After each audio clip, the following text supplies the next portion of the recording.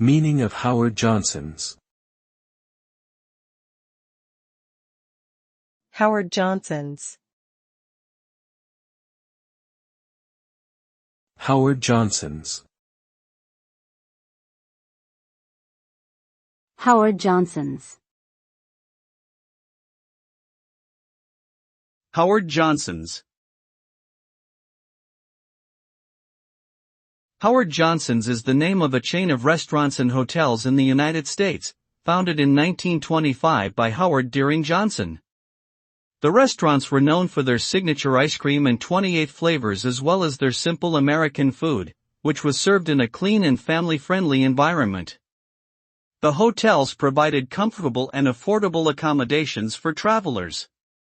The chain grew rapidly throughout the 20th century, but faced tough competition from other restaurant and hotel chains in the 1980s.